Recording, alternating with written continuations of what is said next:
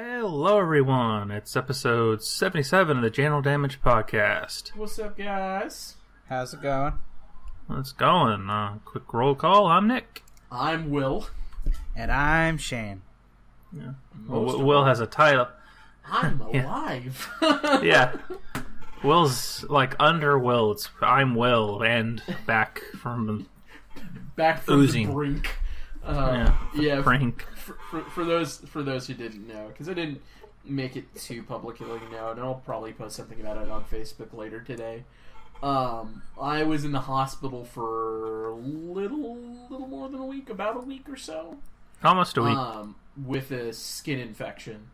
And I'll spare you all the kind of gross details.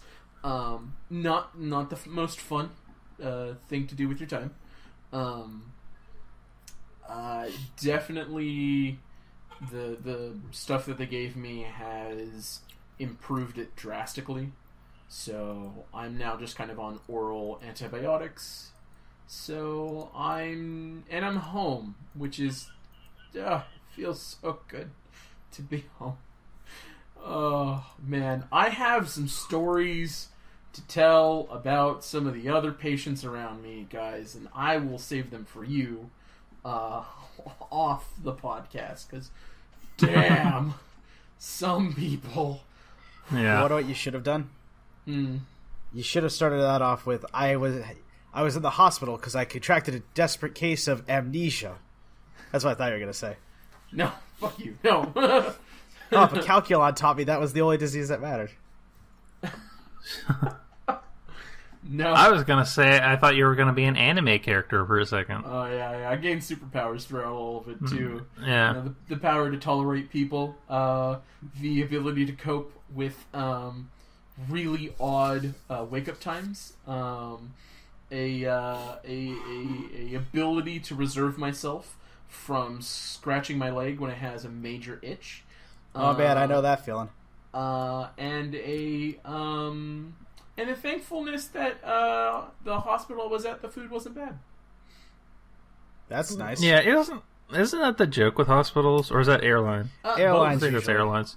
Yeah. It is. It's a bit of A and a bit of B. Mostly, it is associated with airlines, but yeah.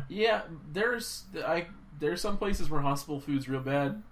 Man, it was like the menu. Looking at it, not bad. Like to give you an idea, and this has kind of blew my mind. They had Asian stir fry that you could have brown rice or lo mein noodles, Vietnamese pho, which smelled really good. And then alongside that you had meatloaf. You could make your own burger. You could have pasta. There were, I think, 4 different types of pasta with 3 different types of sauces, and I think 2 different types of meat. Yeah, like it was one of those kind of selling the hospital a little bit. if you could have, like, I mean, that's God willing you have you don't have a restrictive diet. I had a regular diet, so I could kind of order whatever. And the time the cafeteria was open was at 6:30 a.m. and it closed at 6:30 p.m. and you basically can order 3 meals a day. Nice. Yeah. It was cool. Like, shit, they had, like, as desserts, tiramisu and cheesecake. You could get. It's not bad. Yeah. So I personally don't care for tiramisu, but I'll go with the cheesecake. I got a slice of apple pie the last time I was there. It was great. It was pretty tasty. So, yeah, but I'm definitely thankful I'm home. Because hospitals are really sterile. Really. More than one way. Yeah. I mean, when I had my knee surgery, like a year and a half ago, like, I mean, I was in there. It was just the day. Yeah. I was in there. I like, okay, you have to be there at 9:00. Mm-hmm. So I was there at like 8:30, but I finally didn't go into the surgery prep until fucking noon, and I finally didn't have my surgery until probably close to 1, and I didn't get home until 4 or 5 o'clock. Yeah, I think that's what it was, and like they incubate, so like my throat was sore as hell, and I just want to get the hell out of there. I was just, get me the fuck out. I want out. I want out. I want out. I want out. I've never had a great experience with a hospital. Not once. So, whenever I'm in one, I'm like, I'm going to get out as soon as possible. As soon as I'm allowed to. Yeah. Yeah. Ugh. Well, yeah, that's hospitals aren't fantastic. I think the creepiest thing, though, is when you go at night. Like, I did my MRI at, like, 9 p.m. at night for some reason. Oh, you did that recently? Yeah, and that was, like, no one was there. He And, like, half the lights are... Yeah, and I'm just like, well, if I'm going to die tonight, at least I know it'll be by a ghost nurse. You know? At least I can be certain about how I'm going out. Yeah. It's hospitals, there's a few things like hospitals that are just kind of menacing at night. Like, they're there to heal and take care of people who are sick, but there's something oddly sinister about it. It's creepy. It's creepy. I walked around a few times here and there at like 1 a.m. Stretch my legs, finally get up and move. And Shane, as you said, like half the lights are off. There are nurses there, but it's like they just kind of are smattered around and kind of like hidden away or whatever. Yeah. I mean, most of the time it's ER staff, and they're in the front lobby waiting for an emergency. Yeah. What was it? Hospitals are weird and creepy. Yeah. There is a story. I've been kind of following Patton Oswalt. His death of his wife, and how he's been grieving, how he's taking care of his daughter now, and all this stuff.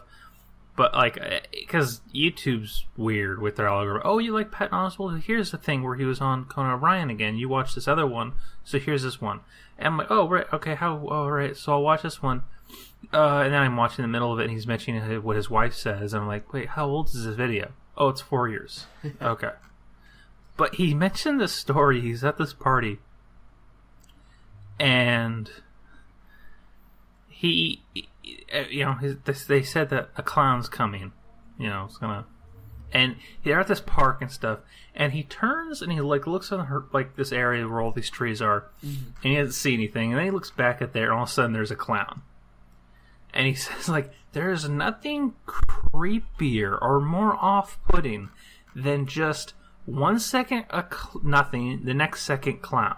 And it wasn't a good clown. Like, he was in regular clothing. He had clown makeup with this weird blue or purple heart, whatever color he said, this weird heart on his cheek.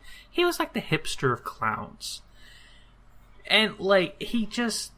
It was bizarre. He says, and he didn't have a clown voice. He didn't try to make people laugh. He wasn't there for the kids kind of thing. He just said, okay, we're going to do face painting now. Just in a regular deadpan voice. So all the kids would line up and go, I want to be Iron Man. I want to be this. I want to be that. And he's like, okay. And then he would just paint a heart on their cheek. Weird. What the fuck? Yeah, it was... I will send you the video.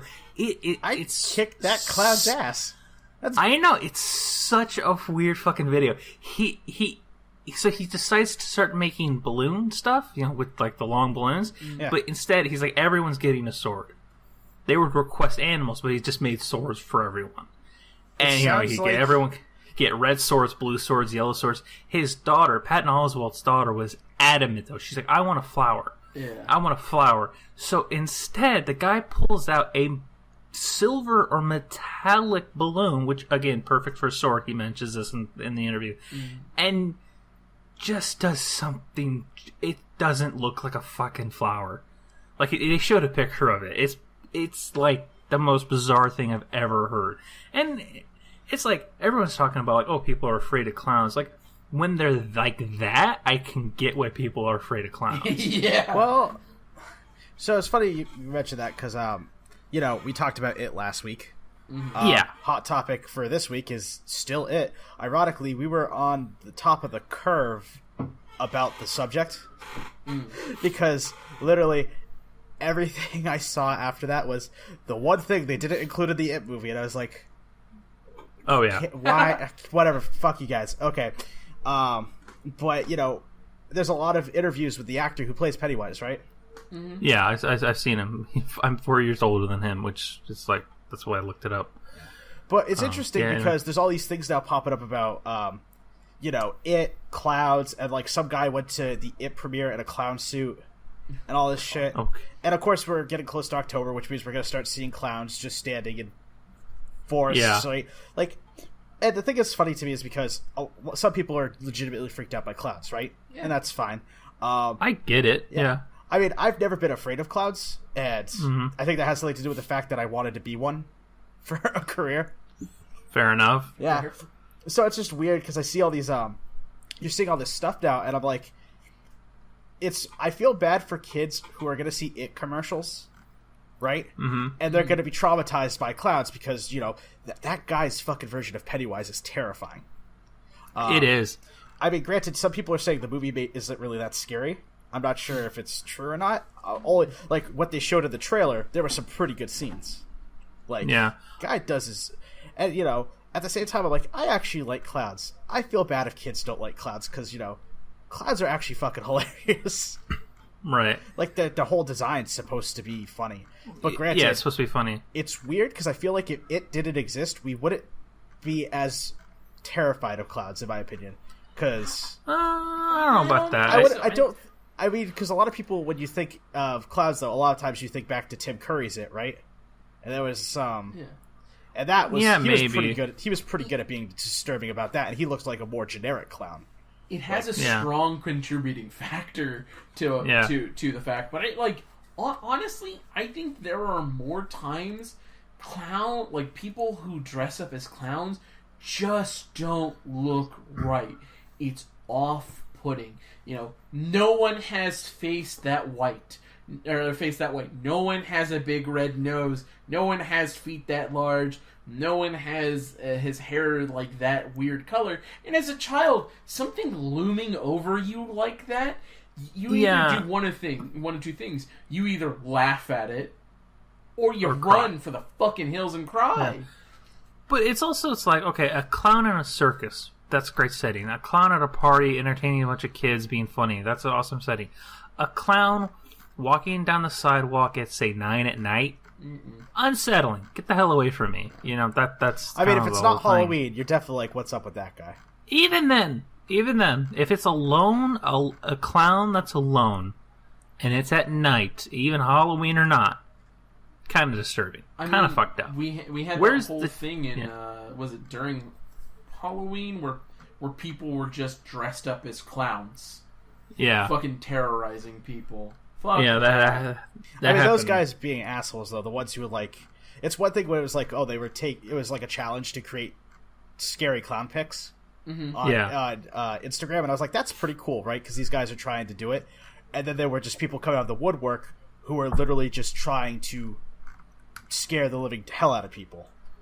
Yeah. And some of them had, like, baseball bats and knives and shit, and I'm like, okay, well, now you're just a dumbass, and when the police either arrest you or shoot you, which they might... That's not their fault. You were literally coming out of the woods staring at someone's house for 30 minutes with a weapon. That does not end well in the real world. Any lawyer could argue that's a threat. Yeah. But going back to It, so again, a chicken shit, probably won't go see it. Maybe when it comes on TV, we'll see. Yeah.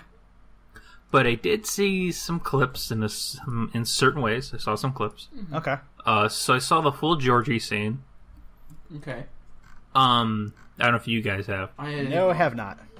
So, like, the full Georgie scene, like, with him talking to Pennywise and the voice, and I thought it was a great scene. It's actually, there's a lot of tension built to it. Mm-hmm. Especially when Pennywise goes, oh, what about your boat? You know, he does that whole thing, kind of baits him in. Yeah. And in the Tim Curry version, again, it's a miniseries. I actually watched it recently. I think I mentioned this last podcast. Like, the violence in it is just, like, so low. Yeah. Compared to anything now. But in this version, it's like, all of a sudden, like, I think Georgie gets the boat in his hand, Pennywise grabs him, and then, out of nowhere, he becomes, like, I've seen videos of this shark where it's, like, whole mouth extends to grab someone. Yeah. That's what happens with Pennywise's mouth, and he bites and bites off Georgie's arm. Wait, you see him kick the kid's Yeah. arm? Holy shit! Yeah, you see him, and it's a shocking scene, but all at the same time, I'm kind of like very like saddened and taken back because I don't think I've ever seen a kid's death displayed like that before. In a movie. Yeah. Because like there's this whole thing where Georgie's like suddenly has one arm. You know, his other arm's bleeding. It's in the rain. He's crying. He's trying to walk away, and then out of nowhere, he's just yanked into the sewer. Oh. And it's like, holy shit! That is wow. That's dark. That's some fucking dark shit right there. It's some dark shit. I saw that scene, and I also saw what happens with the projector scene. Oh god. Yeah, I saw up to the end of that. His mouth, when all of a sudden fangs come out and gnarly looking teeth come out, it's a hell of a thing. You know what's funny? I watched an interview with the actors, the kids. Yeah. And they're like, we didn't see him for a whole month into production. They did not see the actor dressed up as Pennywise. The first time they all saw him was as a group, and it was the projector scene. Yeah. Oh. Okay. And they were like, well, that's terrifying. And then it was funny because the actor was talking, I think it was coded. No, it was I can't remember who he was doing an interview with, and he goes, hey, so what happened when the kids saw you for the first time in makeup? Well, I come in on set, I'm dressed up in makeup. The scene is I'm literally choking this kid, and I'm yelling at him, and I'm screaming at him, and I'm slobbering, and I'm, right? Oh, I've seen this interview. And we do this scene, and, you know, the back of his head is like, I'm traumatizing this child. I'm terrible. And then they yell cut, and the kid, he's like, I forget, these kids are professional actors. And the kid's like, I love it. I love what you do with the character. This is excellent. I love what you do with the character. and it's cool to hear that. He's like 12 or 13 or whatever, however old the kid is. Yeah, it's interesting. It's some interesting shit. The guy who plays it, maybe I said this to you. I said this to a lot of people. His last name's Skarsgard. Yeah. His father is the guy who plays. He's the physicist in the Thor movies. You know what I'm talking about? Yeah. Yeah. Yeah, you know he was a physicist. I forget the guy's name. He's the doctor or something. Yeah. He was the one that was also possessed by Loki or mind altered by Loki. Yeah. Yeah. So he is Bill Skarsgard, who plays Pennywise. He's Bill Skarsgard's father. There's also Alex Skarsgard, who was in True Blood for like probably the whole run of the series, played a vampire, and he was also Alex Skarsgard was also in that Tarzan movie that came out last year, Legend of Tarzan. Yeah, they got a pretty widespread family. Yeah, they do, and I've also found out that he has another son. By the way, to answer your question, his name is Stellan Skarsgård. Yeah, and he played Eric Selvig. Yes, that's it. He has another son, Gustav, who plays the lead in the show Vikings. Oh wow. Yeah, the family's pretty spread out. Yeah. And I think there's like another 4 other siblings. Also, just a fun fact.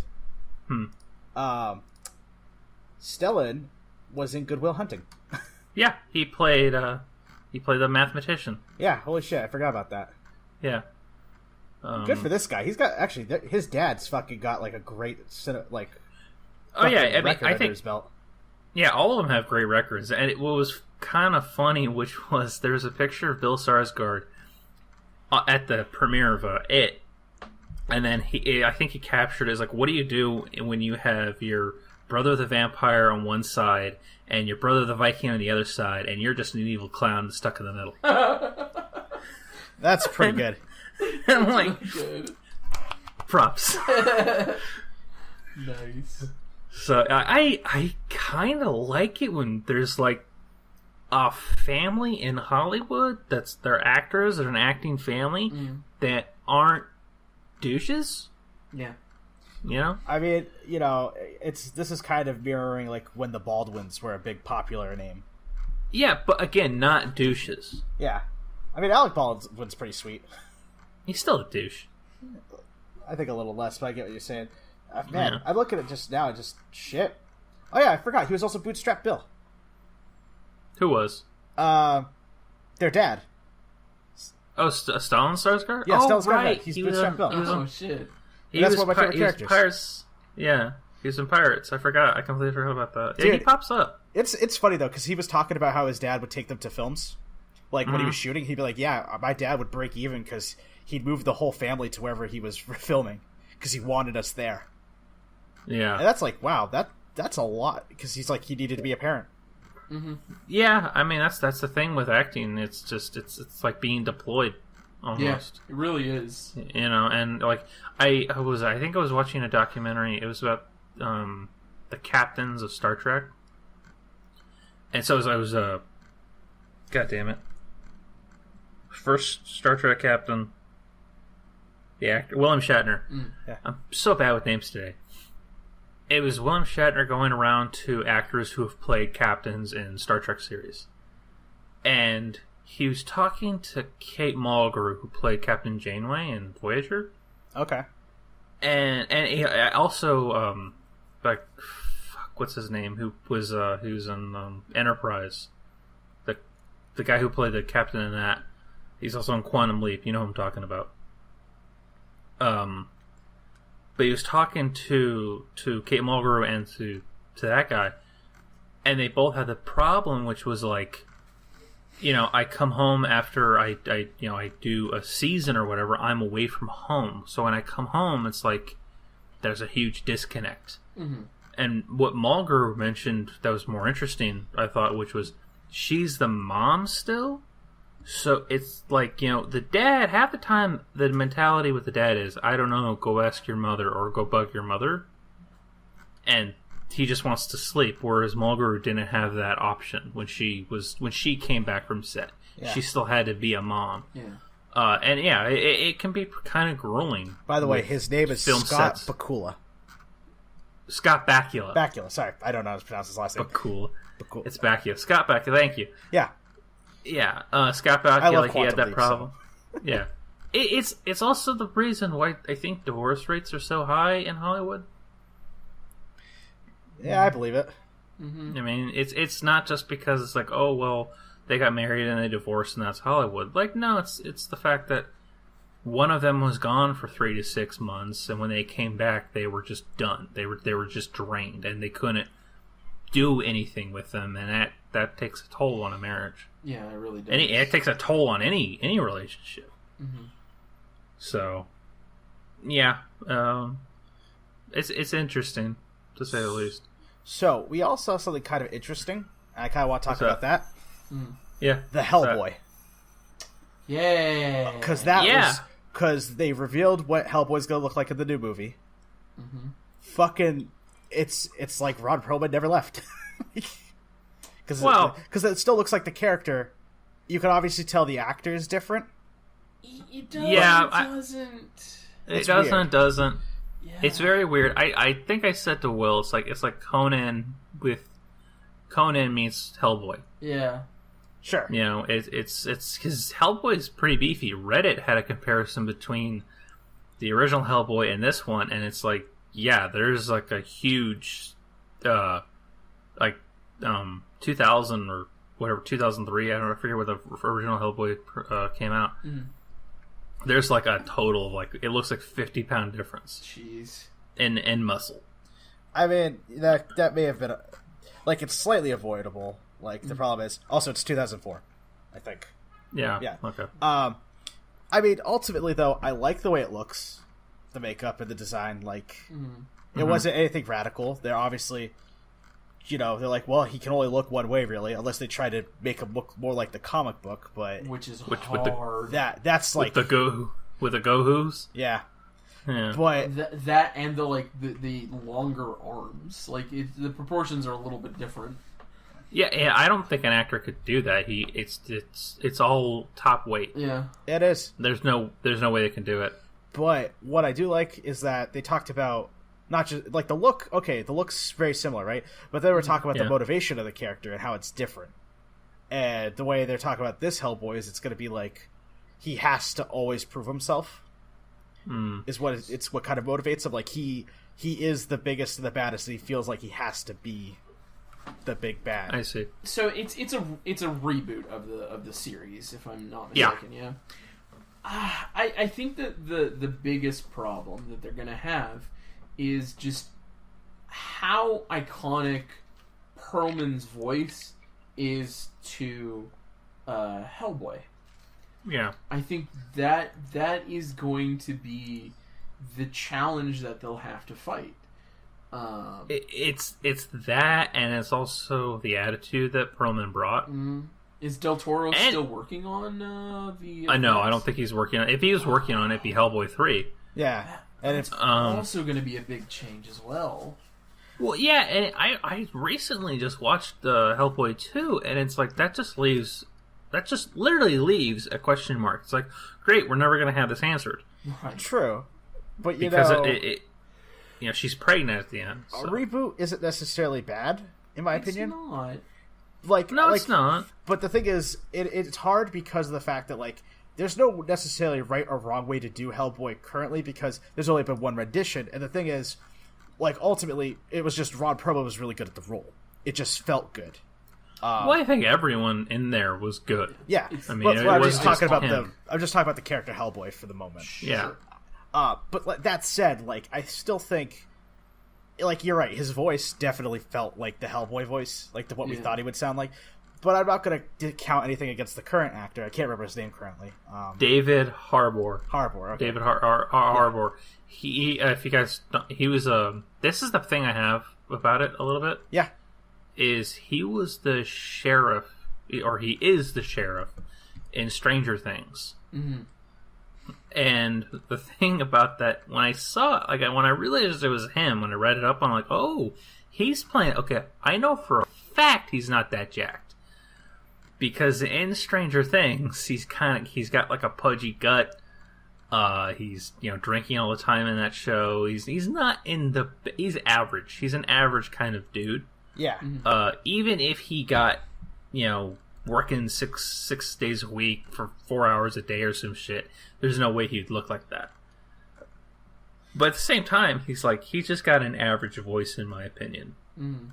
He can be a badass. He can he does it a few times in Stranger Things, but at the same time, it's just I don't know. It's a wait and see. Yeah, I mean, until we get we haven't had a real trailer yet, have we? No, it's just pictures now. Yeah, pictures. It was the first time we had seen anything related to either reboot or a third movie. Definitely a trailer will give a better impression of kind of what to expect. For sure. I still, I still have my level of hesitancy because it does come down to for me how iconic Perlman was as Hellboy. If they can do, I think the thing is they have to do as good a job or better on kind of all facets of that movie. The Hellboy movies aren't anything fantastic. They aren't anything like mind-blowingly unique or creative. It's not seeing Avatar when it came out, how just the kind of production that went into it. But there are things that I'm going to be looking for. How is how's the character act? How's Hellboy act? Are we going to see Abe at all? Or what's the movie we're getting? Honestly, what's the we're getting. The best thing about the original Hellboy movies was the practical effects. Yeah, that's that sealed the deal because it just made it feel right in the movie's look. Mm-hmm. If they favor more CGI, I think that will be very detrimental to the overall feel of the movie, and I feel it will no matter how good the actor is, the CGI can easily cripple their performance. Yeah, but it also depends on what kind of movie they're gonna show, CGI or not, or practical effects or not. We just don't know. How epic will this be? It has to probably a lot of CGI. That's kind of the thing. True. The other thing is that the two things that I know that is, one, apparently this is going to be an R-rated film, and two, the other thing is Ian McShane is playing the professor. Is he really? Mm-hmm. Mm-hmm. Alright. That's, okay. Alright. That's Now, interesting. I mean, I didn't know that. That's pretty cool. Yeah. Now, John Hurt kind of added a bit of a, what's the word? He was grandfatherly. You know, there was a warmth with him in the first Hellboy movie, and even in the second Hellboy movie when you first saw him in the like the 50s or 60s. And Hellboy's watching Howdy Doody. Mm. Yeah. There's a grandfatherly warmth to him, and that old wise wizard wisdom. With Ian McShane, I don't know if we're gonna get like a Mad Doctor thing, or I feel like this is how the performances go. Yeah, which is it's John Hurt be was interesting. Like, I don't know what's happening. Yeah. And then the one thing is, Ian McShane always plays characters where his character has the full hand at the poker table. Yeah, maybe. Like that's I mean, like in John Wick, that's how his character is. True. He's like, I know how these events fold out. Don't shake the boat. Versus, and then John Hurt was like very uncertain, but he was trying, the light in the dark, right? Like he embodied that. That's a very interesting casting choice, to be honest. I kind of can't wrap my head around it. Yeah. The one thing I've seen him in that it could prove to me that he could pull off the Professor is he played a role in one episode of Game of Thrones. He was a Septon, which is basically the priests. But he was kind of a carefree Septon. He was, his sermons were just kind of very, just jovial. Not jovial, but like, again, carefree, charismatic. He didn't have the answers to everything. He lived a horrible life. That's just the background for his character. And, he was very, he was also sarcastic, and sometimes he even said, "Fuck the gods." So I kind of see that a little bit with the Professor, for his Professor. He had the great line, which was, "I'm a fucking Septon. What did you want me to do?" When he says this to the Hound. Mm. But yeah, that could be, to me, that could be as close as we can get to his Professor. But who knows? Again, this is all speculation. Right. I'm actually looking through his list of movies right now. Uh-huh. I forgot he was Blackbeard. He was in that one. He was in the 2011 Pirates movie. Yeah, and then you should forget that he was in Blackbeard. Yeah, right. There's a much better Blackbeard in the TV series Black Sails. Yeah. But I'm just looking that was through much better. It's interesting. He he plays a lot of like I guess like elder characters and like characters who are kind of in the know. Oh shit! I completely forgot he was in American Gods. Yeah, I just saw that. Yeah, and his character on that was that whole series was a fucking trip. Especially when you find out what god he is. Well, like I said, I feel like he is the guy who knows what's going on at the poker table. That's how I feel. Yeah. I mean, good actor, so it's not like a bad pick. It's just, I'm still trying really hard to quantify him as Dr. Froome. It's so weird. Yeah, we'll see what happens. Right. So, one thing I want to talk about. Go ahead. Before we get to even meatier news, going back on track. Backtrack. Stop. I can't talk. So I watched Seth MacFarlane's new show, The Orville. Yeah, how was it? So some of the reviews were basically saying like, okay, so first off, to me, this isn't full on MacFarlane. Okay. It is it's set 400 years in the future. That's how it is. And it has the makings that it could be a dramedy almost. A comedy drama. But it's definitely leaning more towards comedy, especially with two characters. The navigator, I think he's a navigator, and the helmsman. Who are sarcastic to each other, and the it's just how they interact. They like to play off each other, and they fist pump. Yeah, they're gonna be buddies through the whole show.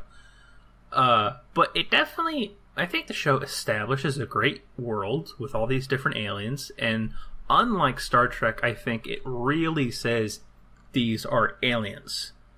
They are not human. Yes, they might stand on two legs, but there's all this, or they don't even stand on two legs. They have tentacles. They kind of went all out. There is a lot of nods to Star Trek because that's kind of what it's based on, or it's definitely parodying almost, but it's not a parody. I wouldn't be surprised.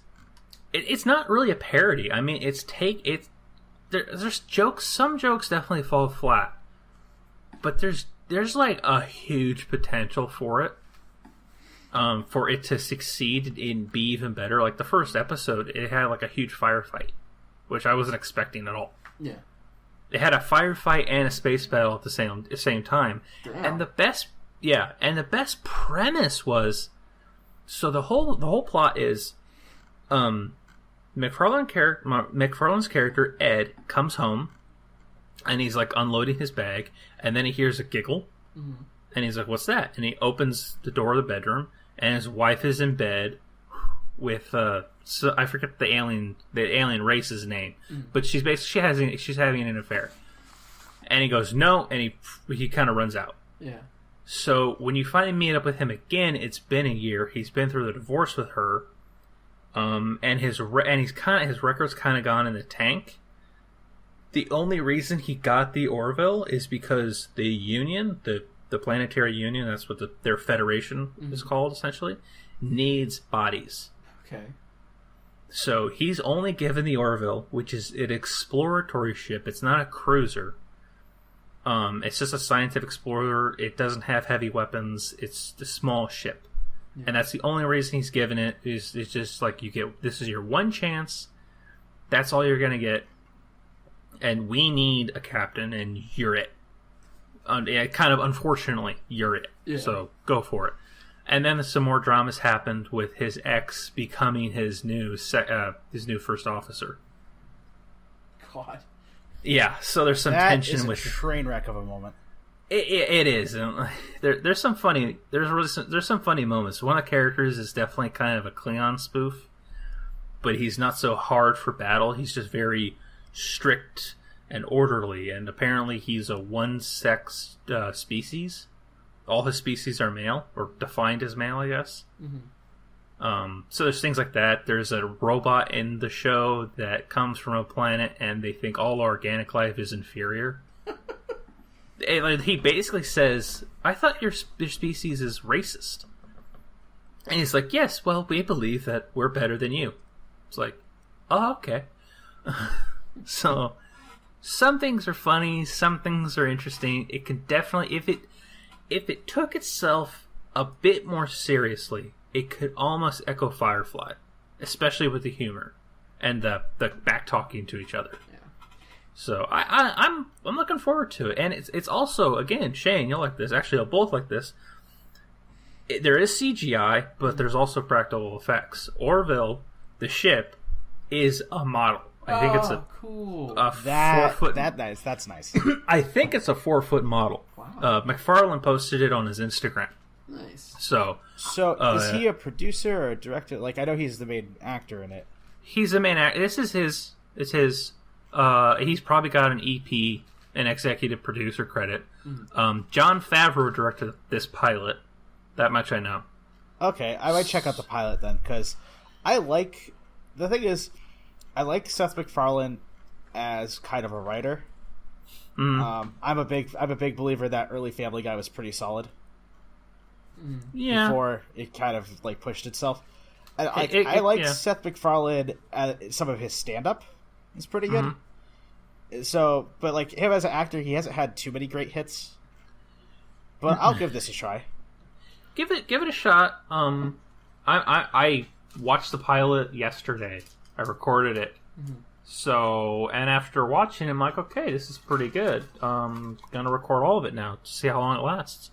So that's my new show, essentially. I'm probably gonna wait a little bit longer for like episodes to come out, because I'm not gonna lie, guys, it just looked uninteresting to me. It looked like a shittier Galaxy Quest. Ish. Well, that's been my initial impression. Yeah. And it hasn't grown. Like, they haven't done anything that's made me kind of been like, oh no, I'm just wrong and foolish. So I'm like, it's made me very hesitant to want to like watch it. Yeah, and again, like we talked about this before, like a lot of the advertisement and trailers for it was just basically the same shit. Yeah. Where it's just constantly going to throw you this thing of, this is a parody of Star Trek, this is a parody of Star Trek, this is a parody of Star Trek. Right. And kinda. It's more of an homage to Star Trek. I think that's a good way of doing it. Yeah. Like, and I feel like it, like, McFarlane's character wants to do a good job, but at the same time, he is traumatized is the wrong word. He's been through a lot with the divorce, and now the person that's going to be his second in command is his ex. Yeah. So there's tension with that, and some of the characters, science-wise and science fiction-wise, are really interesting. There's one character in it whose planet is like its gravity pull is stronger than any other planet that's known. So anywhere else, she has what appears to be superhuman strength. Huh. So cool. there's some interesting stuff with that. Yeah. Wait until like a couple episodes build up. I think they showed a trailer for what the whole season's going to be. Okay. And it's like, okay, it could definitely be. It could get serious. It could get action comedy packed. I think I would be happy for that. What's the guy's name? Did you guys ever watch Prison Break? No, I did not. Yeah, not my thing. Shit, I'm trying to think of what the actor... one of the main villains from Prison Break, he's been in a bunch of shit. He was in that horrible Hitman movie with Timothy Olyphant. He played some Russian inspector in that. Oh, yeah, I know who you're talking about. You know who I'm talking about? Yeah. He's gonna be a villain in... he's gonna be some kind of villain in the show. Okay. And the enemy that they fight in the first episode is actually pretty interesting. Like look wise, I think they're pretty interesting. Yeah. So the Orville. Yeah, I'm definitely gonna see what it brings. Yeah, because it was interesting. I want to hear your opinion more on it as it grows, and that's kind of I think the thing I want to do is really feel out how people are receiving it. Yeah, I'm done. They have. It's one of those things where they immediately built this world, and like there's the races, how this union works, what the union does with other races compared to other, because the girl that's really really strong, apparently her race is always fast tracked. Things like that. Yeah. So, there's a lot of interesting stuff. Like this is like. It's just the beginning that it could be so deep if they want it to be, and I'm hoping they will. So, it's kind of wait and see. It sounds like they built the infrastructure for it. Let's just see if they use it to its fullest. True, but here, I kind of have a bit more faith in it because McFarlane is huge with sci-fi and science. So he's kind of gung-ho with it. Okay. I mean, he loves talking about Star Trek and Star Wars and things like that. He finds it hilarious that in Next Generation, there's like a plush carpet through the whole Enterprise. And it's like how corporate how corporate it looks. Yeah. It's a corporate office and stuff. So he kind of makes that in Orville. Like Orville is kind of, it's very colorful. It actually echoes the design color-wise, the color palette of Enterprise. That was one thing I noticed. Next Generation. So yeah, it's gonna be interesting for sure. So I will definitely keep you appraised. Yeah, definitely. Of how this show's faring. So, but yeah, Orville, check it out. Okay. Yeah. Also, I got a game. That was the other thing. Yeah. So what? So tell us about this game you picked up. I got this game called 1849. Now, here's the thing. It's 1849. It can be a tablet game. It definitely has that look and feel of a tablet game. Yeah. What's interesting is playing in California, because it's all set around the gold rush. Mm-hmm. And the level that was San Jose was the most frustrating level I've had. Okay. It was just frustrating because of what you had to do. The problem, I mean, it's neat because, like, okay, so most resources won't particularly run out except your golds, your silver, and your iron. Those deposits will run out. I think crude oil will also run out.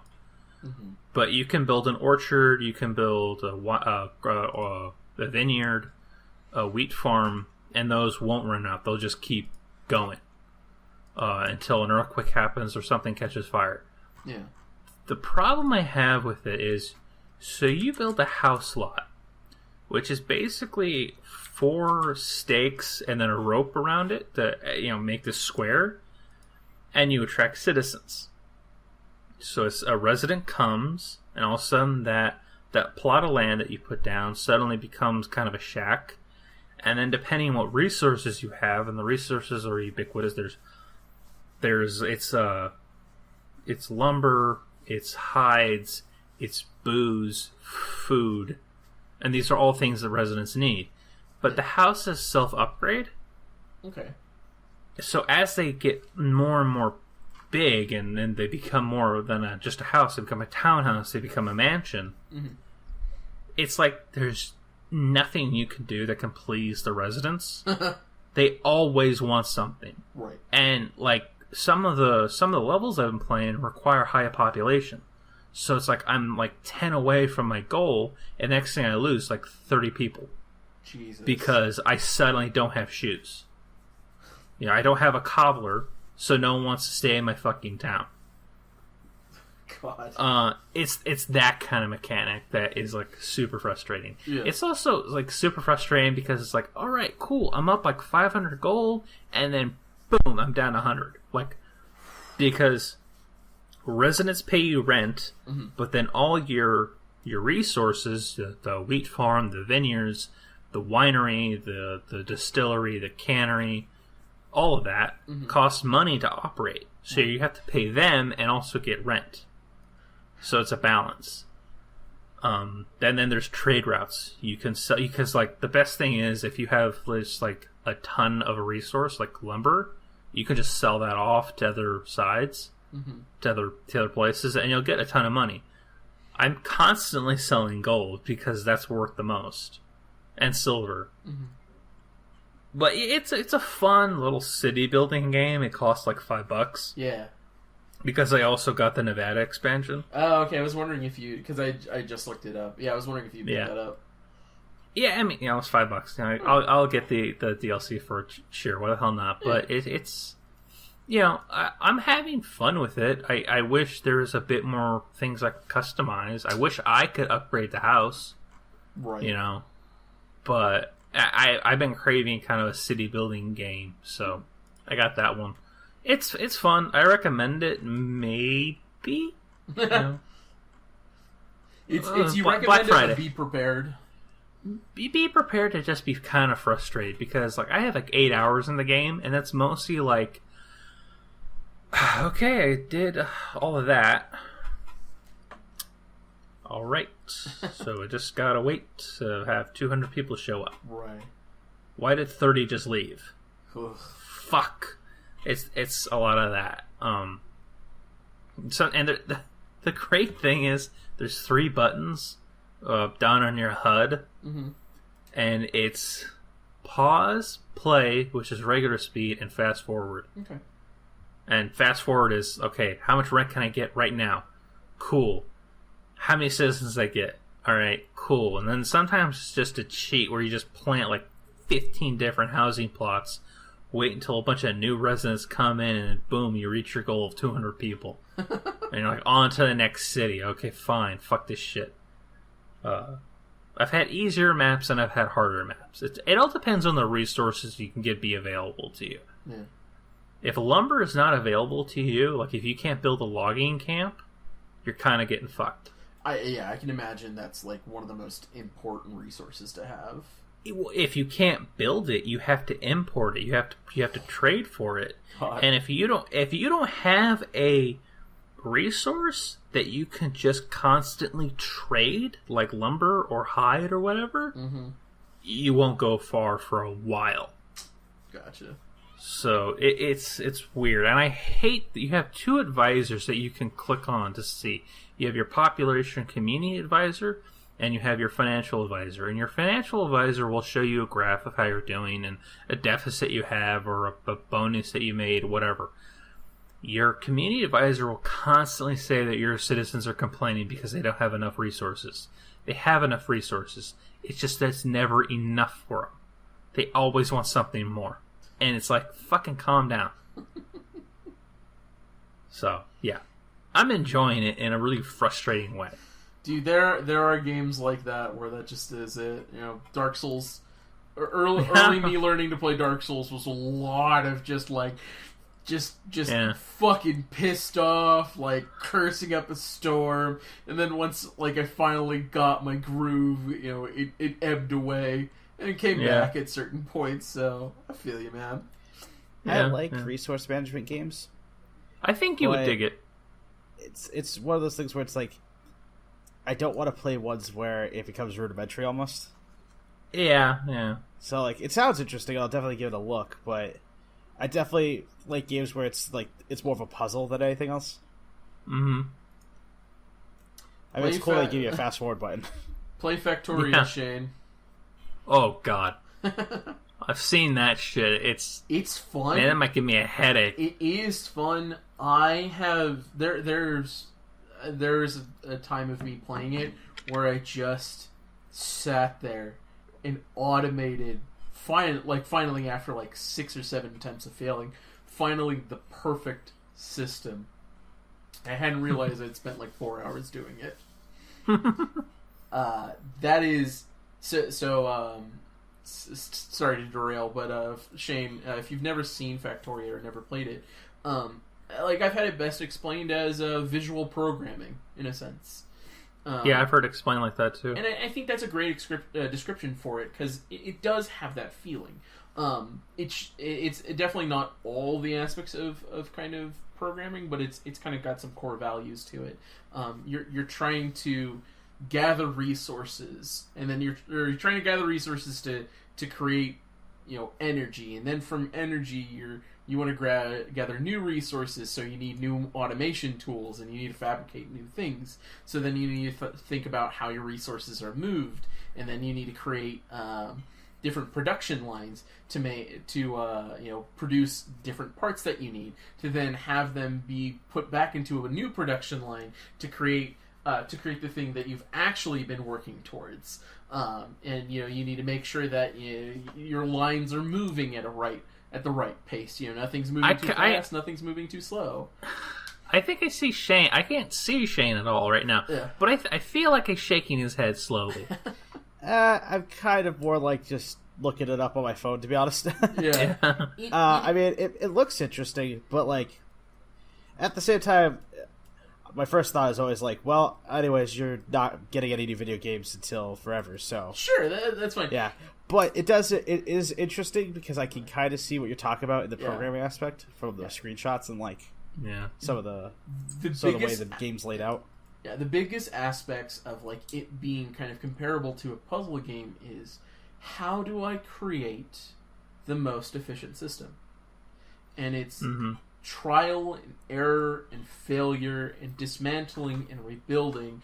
Only just like, and you know, it feels like you're not getting it done. You're not doing anything right until you finally see that kind of like that first production line of, I'm consistently making ammo for my gun, or I've made a gun, or I'm now like mass producing parts to build a train, or I'm mass producing parts to build railways, or I'm mass producing parts to build the next generator to build bigger machines.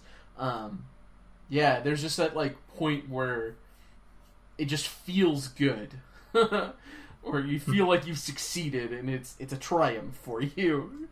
Nice. All right. I think the only reason I got 1849 is because I wanted to build a city building game, and I can't play City Skylines. Yeah, that is a game I would like to play instead.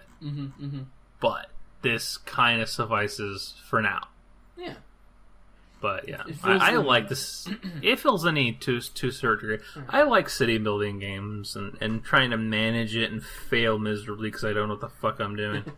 I don't know why I like it. I just do. I mean, resource management games are fun. Mm-hmm. Like it is. That's why I like Game Dev Simulator. I never played that. It's less about a video game of reaction and more of thought. Mm-hmm. There's more planning involved, whereas like video games that are like hack and slashes, that's reaction. That's kind of your brain, your thought process brain can be kind of turned off, and your action portion can be turned up. And it's the inverse where you have to really think about what you're doing and set it up. Right. Yeah. So I recommend Heat 49 if you guys want to kind of do California history. I don't know how in depth its history is, but it's interesting. Mm-hmm. It's interesting just to play. Like, I've been there. I live there. Yeah, I think definitely for us, because we live on the West Coast, it's kind of like an even cooler feeling, where it's like, oh, I know this. I mean, right, like for us West Coasters in school, you definitely learn about the Oregon Trail, and you learned about the Gold Rush for sure. Oh yeah, and you may or may not have taken a trip to a place to learn more about the Gold Rush. Mm-hmm. I'm sure, Shane, you have similar stuff, but on the East Coast side of things. Probably Plymouth Rock. No, trust me. Every time Ashley brings up something that I feel like is arbitrary knowledge, like the missions. Mm-hmm. Yeah. I remember she just started going off about that. I was like, what the fuck is that? And she goes, it's California history. It's, the missions. And I just look at her and I'm like, that's the stupidest fucking thing I've ever heard of. And of course she's like, well, what'd you learn? And I'm like, well, I've been to Gettysburg. And the 13 colonies and all this other shit. Well, yeah, we had Spaniards who planted missions fucking everywhere. Everywhere. I mean, I get it. Looking back, I'm like, oh, it's just how you shape the history. Yeah. But it's just out here, there's such a big focus on, early American history. Yeah, I mean, that's where people landed, so. Yeah. Plymouth Rock ain't that great. Yeah. Coming from a guy who's been there. Right. I think I had a history teacher tell me, she was telling a story about going to Plymouth Rock, and there's a cordoned off area with a rock in it, and that they're saying that is Plymouth Rock. And she found it hilarious. Yeah. Because it's it's not, and people are taking pictures of it, and their kids are next to it. It's and she's just watching all these people, and she's like, it's just a rock. Actually, you want to know a secret? It's not really the thing that they went up and touched and went, oh, hey, guess we're here. Well, they're not entirely sure if that's even the part of the coast they landed on. Right. That's that's the best. The only reason that they know that area was settled is because they did find settlements there and it became Plymouth Plantation. You don't go to Plymouth Rock to see the rock, to be honest. That's what dumbasses do. You go there, honestly, to see the plantation, which is really fucking cool because they're people whose whole jobs is to live there for months on end. Living like a fucking settler. Which actually takes a lot. I would imagine. Fucking... Yeah, I want to go to Plymouth Rock just to see a fucking rock. Yeah. Even when I went there when I was 10, and they're like, yeah, we're not really sure if this is where they landed per se, but it's the closest estimate, so it's special. And I'm like, okay. And then there's this guy, and he's like, oh yeah, this is what we do, and he's smoking meat, and I'm more interested in that. Yeah. And he's and of course it's oh, this job's really cool, and he goes, yeah, I have to go about 6 months without electricity. Jesus Christ. Jeez. I mean, I think they're more or less they get there's a movable restroom or something like that for them and certain amenities. But every day they don't use cell phones, they don't do anything, they just live like fucking pilgrims. Good on them. Yeah. Keeping the history alive, I guess. Yeah, you go there and tell them to find, what was it, Roanoke, the settlement that just disappeared? Yeah. Yeah. Virginia, Roanoke. The lost settlement. Yeah. Have you found it yet? Well, I mean, it's... I mean, they never found the people. That's the joke. Well, yeah. Well, I think the settlement was fine, but the people were gone. Yeah, no, that's the whole thing. It was Yeah. And the thing is, Roanoke itself, like, it wasn't really. It was Jamestown as the lost colony, and what happened was the only word that was left was Roanoke. It was a word like the whole little settlement was gone, all the people were gone, and it was just carved into a thing. So it became the Roanoke mystery. Virginia actually now has a town named Roanoke because of that. Interesting. Yeah, I could see a shitty sci-fi movie. Oh, there is. There's already one. Yeah, they were like witches came. Like, sure. Or no, sorry, wraiths. It was wraiths that showed up, and like, it was great. It was a shitty sci-fi movie, and it was laughable. The most logical thing I've ever heard with Roanoke is the colony was suffering, and an Indian tribe offered them shelter, and they integrated. Oh, actually, there's strong evidence that supports that. Several Native American tribes from the point that Roanoke was founded had Native Americans with blue and green eyes. Oh. Indigenous Native Americans wouldn't have blue and green eyes. No, because that's a European mutation. Yep. So that's the strongest supporting evidence. Though, you know, people out here will be like, "Oh, it's a mystery. You never know." It's like, that's probably what happened. Roanoke's a badass name. It is. It's also kind of like saying, "Oh, it's a mystery of like what killed the dinosaurs." Well, it was a meteor. I mean, there's evidence. We got the crater. Still a mystery. No, it's we have the stuff. Like it struck over here in the Gulf of America. I think the thing about killed. We proved it. No, it's still a mystery. Well, I think the thing about Roanoke that makes it more of a mystery is that from that point on, though, no one ever saw any of those colonists again.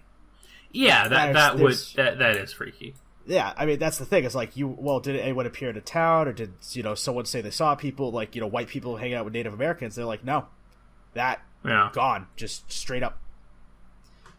But hey, that's what happens when you leave a fucking colony undefended with, like, mostly women and teenagers and young children. And unsupplied. Yeah. Like, get dunked. Yeah, exactly. Seriously. And then there's just one lonely clown that comes walking down the main street. On the flip side, though, if we're talking about great games for a second, Jamestown is a game completely based on that stupid story. Oh, the shmup? Yeah, that's what they're talking about. Jamestown is the lost colony. Yeah. Oh, okay. Oh, they were abducted by aliens. Love it. I'm not sure I think it was more like they just took that premise and they applied it to, like, what if we try to colonize Jupiter? Mars. Mars. Yeah. And I was like, that's hilarious because that is the story of Jamestown, like. Yeah. More or less. Someone, it was really stupid. It was talking about, like, well, how can you lose a whole colony? It's just like, that would never happen to us. It's like, it can. It's like, okay, there's no way in hell we can lose, like, Morgan Hill here in California. Oh, yeah. Like, just, like, no. But, in the future, when we start moving out of Earth, essentially, and we maybe have, not the moon, but definitely Mars, we start establishing, like, bases on Mars or colonies on Mars. They have sandstorms there with winds that can rival Irma.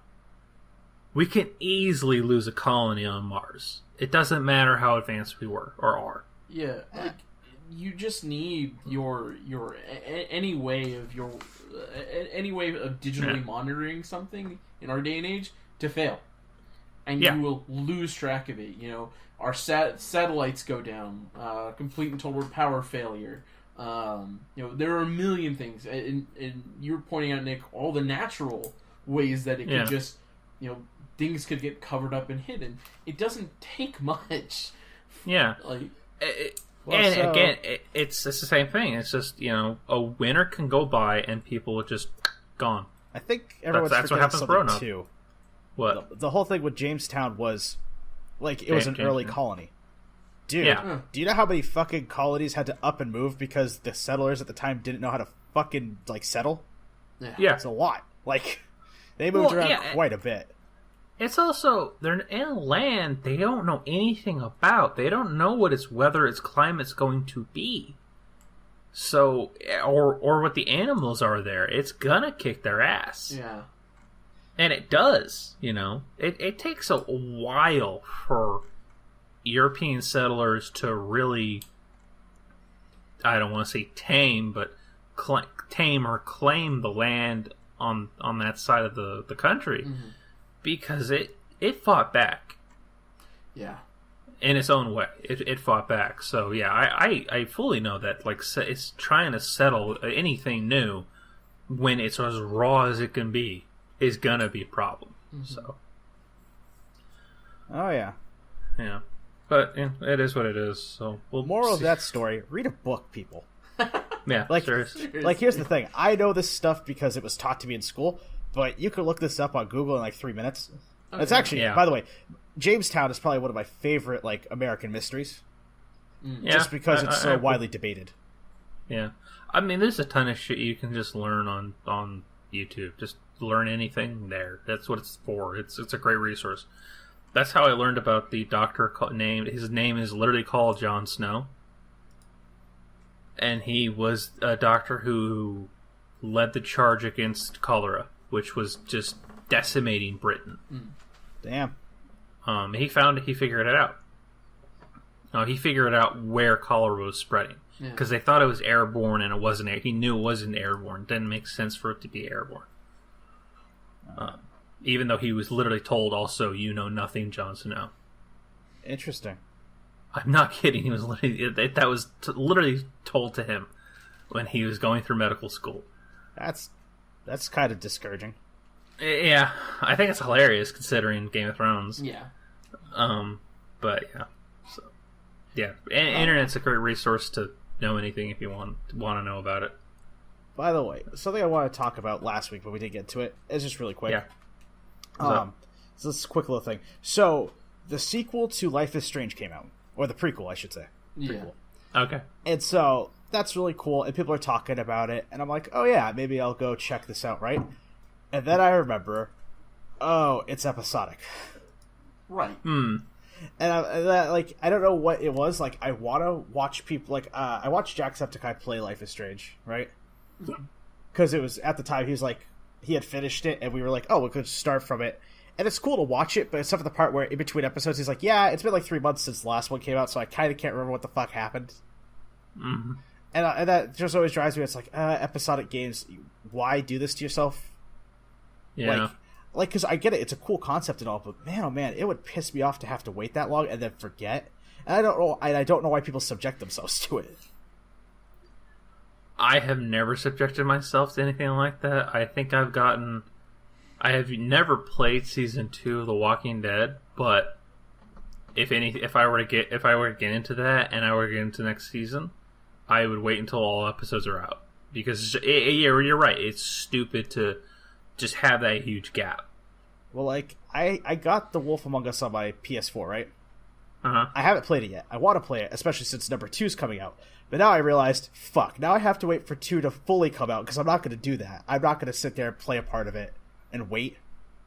And forget what your choices were. Yeah, because I'll murder someone. Like, yeah. And that's just weird, because it was like, I really like the concepts behind Life is Strange. I like what that developer's doing. Like, you know, how they're trying to continue or build on a story in a world that was really well received. But at the same time, it's just like, God, it's infuriating to think about. It is. I mean, that's a problem with TV in general. It's like, I mean, you're getting people complaining about the fact that they have to wait a whole week to watch the next episode. Mm-hmm. Because we're living in the age of binging. Like, take Orville. Orville has probably 5-10 episodes already made. They're just ready for the next Sunday. Yeah. You know, why not drop them all? You know, by the way, funny side anecdote. BoJack Horseman came out. We're not going to talk about it because I know you two don't really care for it. But Ashley and I she was like, you want to watch BoJack? I'm sure. And we started watching it. And I go, are we just going to watch all 12 episodes in a go? And she's like, yep. Why not? And I have to say, that was actually pretty fun. So you guys just stayed and watched BoJack Horseman? I mean, we were up working on stuff. And we started at like 10. Oh, shit. Yeah, so I thought we were just going to watch a couple episodes and then hold off for another night. She's like, nah, I got stuff to do. You got stuff to do. Let's just watch all of it. And we did. And it was awesome. I mean, we liked the show, so it was like, cool. Yeah. And I think it's cool that they did that, you know, just release it all at once. Mm-hmm. Yeah. But then again, it's weird because it's like I can understand shows where you have to parse it out, right? There's so much, but it's when Netflix does that, it does kind of suck for cable television because they're just basically flipping everyone off. Yeah, but I mean, for me, I'm a fan of Stranger Things.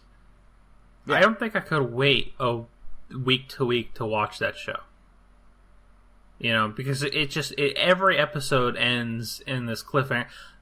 Here's the thing: we're getting like 8-hour movies now, or 9-hour movies. In the case of Game of Thrones, we're getting a 67-hour movie. Yeah. So it's like waiting. Why wait? We're in the era of waiting for shows of quote to quote my parents, appointment television is not existent. Why wait?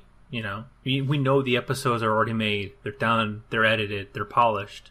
Why wait? That's my whole thing about it. So, I like that Netflix does it. I don't know if Amazon does that, though. I don't know if Amazon drops all of their episodes in one go. I don't know either. I don't think they do. They may not. You may be right. Yeah, I've seen some stuff from Amazon. Uh-huh. Granted, the show I was watching was Japanese, so it was like Amazon Japan. Mm-hmm. But like, it only came out on a weekly basis.